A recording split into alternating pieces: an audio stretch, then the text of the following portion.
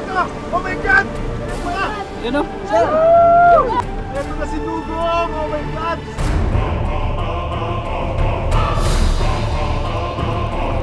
Andito lang siya paikot-ikot eh. Kung uobserbahan mo, pupunta siya doon sa malalim na parte, pupunta and then magkakross siya sa mababaw.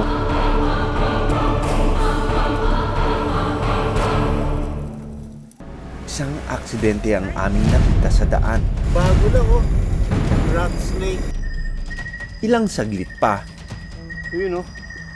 It's a small Philippine viper. Bata pa itong unang pit viper na nakita natin. ang freshwater shrimp handa na siyang dumepensa sa kalaban.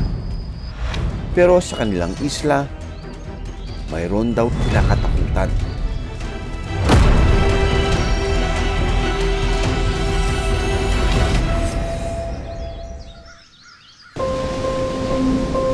Ang karagatan ng Linapakan.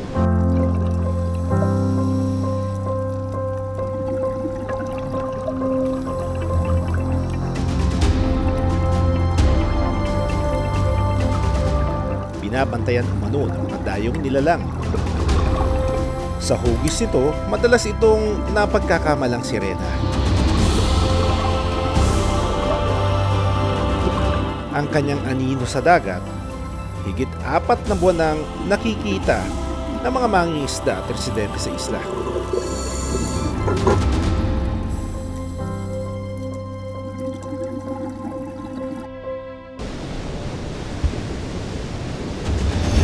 Halos 4 na taon mula nang ideklara ng local government unit ng Linapakan na Marine Protected Area ang isa sa kanilang isla. May napakalaking anino raw na tila nagbabantay sa kanilang karagatan. Ang duyong.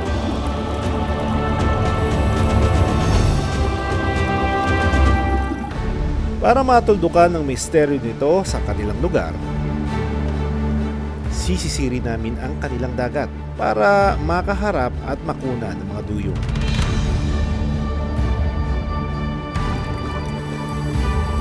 Nagpaparamdam at nakikita raw ang anino ng duyong tuwing umaga at hapon. Tanaw raw ito mula sa bangka. Kaya agad kami nagpalipad ng drone para hanapin ang naturang anino. Mailap daw ito, kaya kailangang maging maingat sa paghahanap.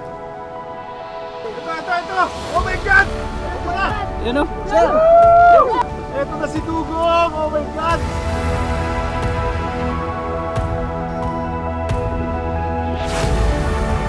Ang anino ng duyong, isa palang dugong. Ang dugong ay herbivore o damo ang kanilang kinakain.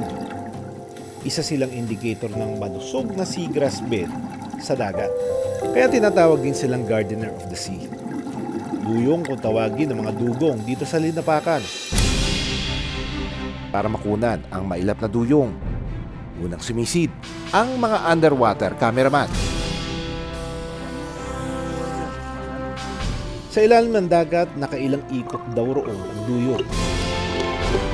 Andito lang siya paikot-ikot eh. Kung uobserbahan mo, pupunta siya doon sa malalim na parte, pupunta and then magkakross siya sa mababaw. Hindi siya tumitigil. Palangoy-langoy siya and then hindi ko alam kung ang gagawin niya. Napakakaiba ng movements at saka ng mga behavior na ginagawa nitong dugong na ito.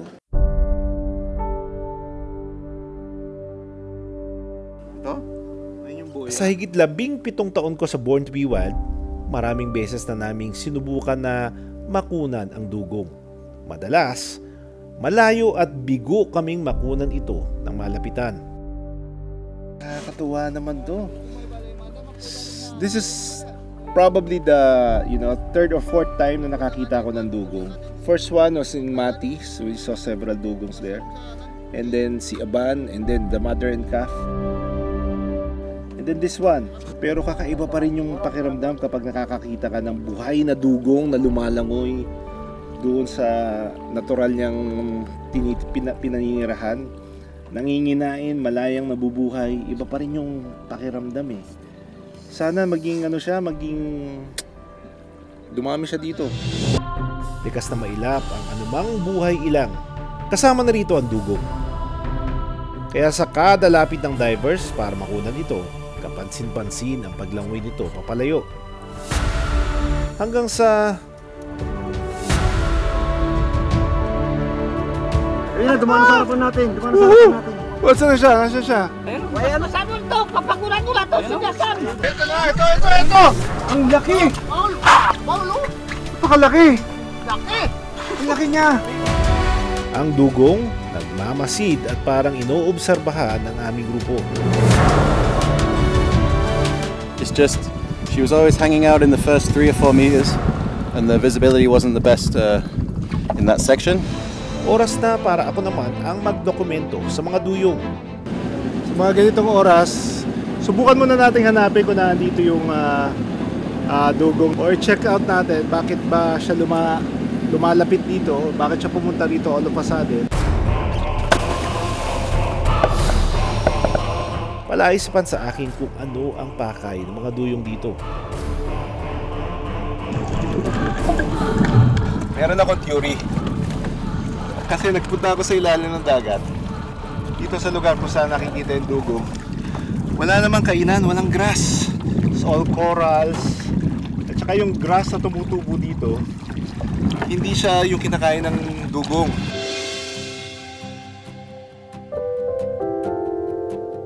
Gusto niyo itong lugar kasi hindi siya sinasaktan dito. It feels safe to be here. That's why they come here often on a regular basis. And if we maintain it that way, they will keep on coming. Nobyembre noong nakaraang taon lang daw nagsimulang magpakita rito ang mga duyong. Ang duyong na aming nakunan ng drone may mahabang peklat sa likod. May nakakita po sa mga kasama ng bantay dagat na mayroon po siyang pula sa likod na yung pagkakaintindi po namin baka na daanan ng ilisi, bangka na maliliit. Kaya para maprotektahan ang mga duyong, isang resolusyon ang ginawa ng kanilang barangay. Pinabawal namin yung mga maliliit na bangka na magkarera para hindi po sila masugatan. Ipinakita namin sa isang marine biologist na si Dr. Lem Aragones ang mga nakunan naming video. Hinala ni Dr. Lem, dumarayo ang mga duyong dito dahil sa tali ng kanilang boya. Pag kinakati yung balat ng dugong, pwede niyang gamiting dadaplis siya ganun at parang pangkamot sa kati ng kanyang balat. So in that essence, yun siguro yung function kung bakit paikot-ikot siya dun sa parang pontoon na may tali. Pero ang mga tali sa boya, delikado rin para sa mga duyong. Pag siya ay napalupot sa net, malpulupot sa lubid, hindi siya makakayangat at makahinga at pwede siyang malunod. Sa ngayon, pinag-aaralan pa ng lokal na pamahalaan ng Linapakan kung paano mapoprotektahan ang mga dugong at mapakinabangan sa turismo ayon kay Lovelin, isa sa bantay dagat ng lugar. Yung plano po namin ngayon, ma'am, ay magkaroon po kami ng floating cottage kung saan ay para naman kumita yung aming barangay. Palaisipan para sa mga residente ang biglang pagpapakita ng mga duyong. Biyaya man na maituturing na makasalamuha ito roon, importante pa rin na gawin ang tamang pagpapahalaga rito, lalo na kung planong gamitin sa turismo. Dahil sa isang maling hakbang, maaaring maitaboy papalayo ang mga duyong. Ito! Ang laki niya! Sa higit 17 taon ng Born to be Wild, Nakuna natin ang ganda at kalagayan ng mga buhay lang. Napaka-importante na mabigyan ng pansin at tuon ang ating kalikasan.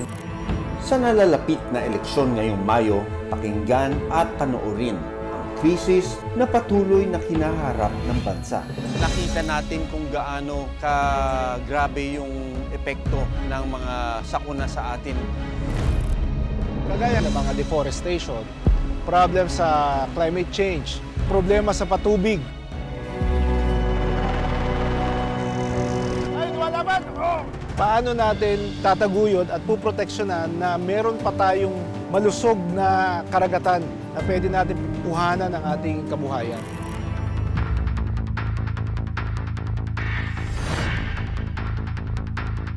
Medyo mahina pa rin ang ating mga batas tungkol sa protection ng ating wildlife. Ang ilan sa mga lugar na sinubok ang katatagan pagdating sa kalikasan, critical na raw ang kanilang laban. Bilang maghahalal sa mga susunod nating mga opisyal ng bayan, kailangan natin silang kilalanin at kilatisin.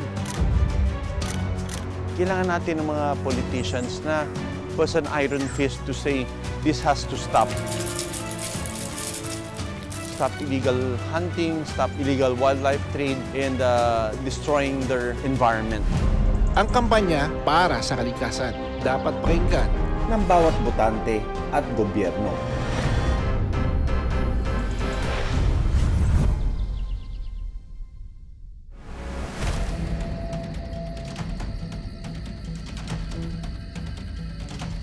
Paggabi pa lang, isang aksidente ang aming nakita sa daan. Ang laki. Bago lang oh. Rat snake. Wala nang itong ulo ng aming makita. Lalabas natin yung kinain ha. Oh my God, it's a rat. Taga oh. Pero hindi lang ito ang madilim na kwento sa mga isla ng Dinagat. Bago dumilim, naghahanda na ang mga paniki. May iba pa na tila tinatamad pang gumising. Hanggang sa maisipan nilang maghanap buhay.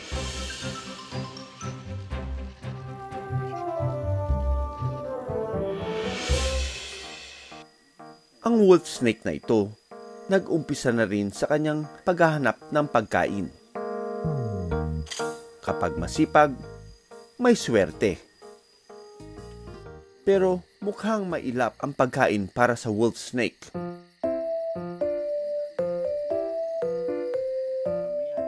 Tago-tago muna. Samantala, ang freshwater shrimp, relax lang. Gamit ang mahaba nitong pansipit, handa na siyang dumepensa sa kalaban. Ganito ang madalas na makita at makuna ni Mark sa kanilang watershed. Isang residente na hilig kumuha ng larawan ng mga ahas. Sa pamamagitan ng kanyang mga kuhang larawan, higit na nakikilala raw ang mga buhay ilang sa kanilang isla. We are in an isolated island. It's called Dinagat Island. So kasama natin si Mark. Siya yung ating guide. Ilang saglit pa. You know, it's a small Philippine viper. Bata pa itong unang pit viper na nakita natin. Mukhang maganda yung kondisyon niya. Oh. Wow! It could feel the heat in my face. So ganyan mag-hunting yan, no? Nakakaramdam ng init. Ito mo, naramdaman niya yung init nito. Naitanong ni Mark ang tungkol sa mga ahas. Dok, yung kulay itim po, makapatay po yan ng tao. Maraming ahas na parang itim ang kulay, ano. Meron yung banakon. Pagka minsan bata pa siya, maitim ang kulay niya. Hanggang sa makita namin ang itim na ahas. It's a wolf snake. So, nakita mo, hinawakan ko siya kagad kasi alam ko hindi siya makamandag. Itong behavior na yan, natural yan, no? It's trying to escape. So, umiikot-ikot siya. And look at that, it's a beautiful wolf snake. Nag-release siya ng mabahong musk. Kalimitan ng mga wolf snake na nakikita ko, may puti sa ulo, pero ito pure black. Huwag mo akong gayahin kagad kasi baka mamaya iba yung madampot mo. Makamandag. Delikado, no? Dapat magaang lang ang hawak mo para hindi siya mataranta. So usually mga kinakain niya, mga butiki, mga palaka. Okay, bye. Habang lumalalim ang gabi, Hindi lang ahas ang aming nakita sa watershed. Ano nahuli mo? Wow! It's a juvenile sailfin lizard. Medyo bluish yung kanyang coloration. Normally green to eh, pero ito may pagka-blue. And it's playing dead. Ah! Ow! Nangagat. Lakas. Very powerful yung kanyang pagkagat. Pero usually ganitong age ang kinakain pa nito is mga insekto. Ang totoong ganda ng isla makikita raw sa umaga. Pero iba ang bumungad sa amin. Ang isla may banta umano ng pagkawasak, kabilang ang probinsya sa idineklarang Mineral Reserve ng Pilipinas. Dito nagmumula ang mga nickel at iba pang mineral na ginagamit sa paggawa ng cellphone at laptop. Sa datos ng Department of Environment and Natural Resources sa Dinagat Islands, wala pang idineklarang watershed sa isla.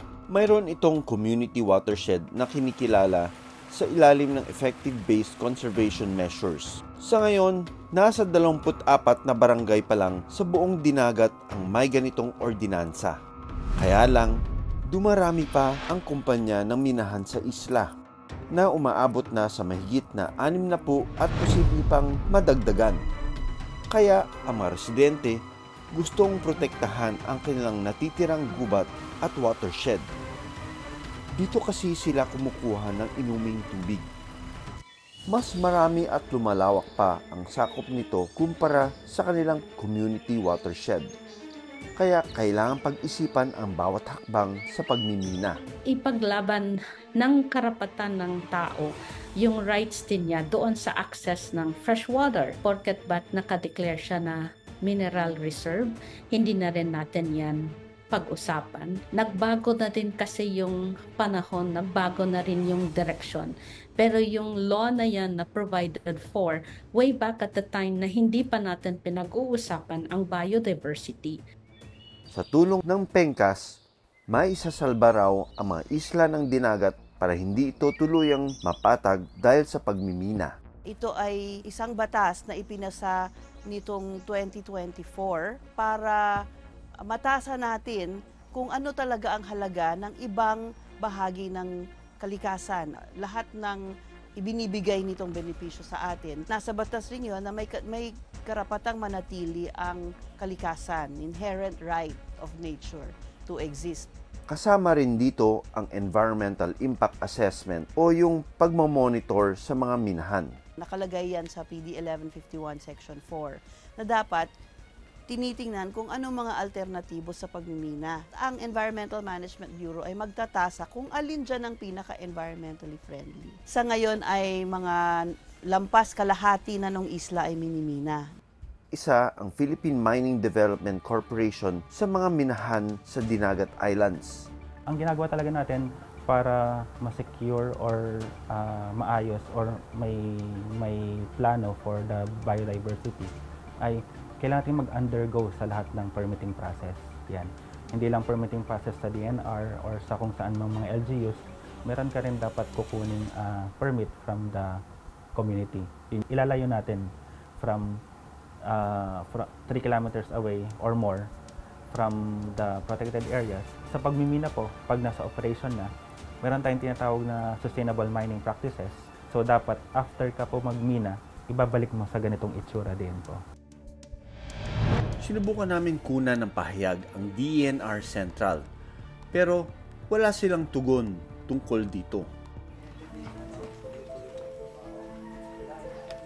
Maasa si Mark na masusolusyonan pa ang pangamba niyang tuluyang masira ang kaniyang isla mula sa pagmimina. Para sa kanya, mahalaga na ang bawat buhay. May lugar na maituturing nitong bahay, mapahayop man o tao. Yung minahan kasi po, yung tirahan ng mga ahas, mawala yan kasi kinukuha yan eh. Malaga ang papel ng mga ihalal na opisyal sa pamahalaan, lalo na't nakasalalay sa kanila ang paggawa ng batas na balansing tutugon sa pangangailangan ng mga buhay ilang. at taong naninirahan sa mga inuukang mga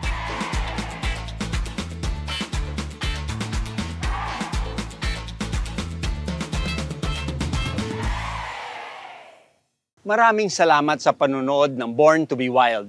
Para sa iba pang kwento tungkol sa ating kalikasan, mag-subscribe na sa GMA Public Affairs YouTube channel.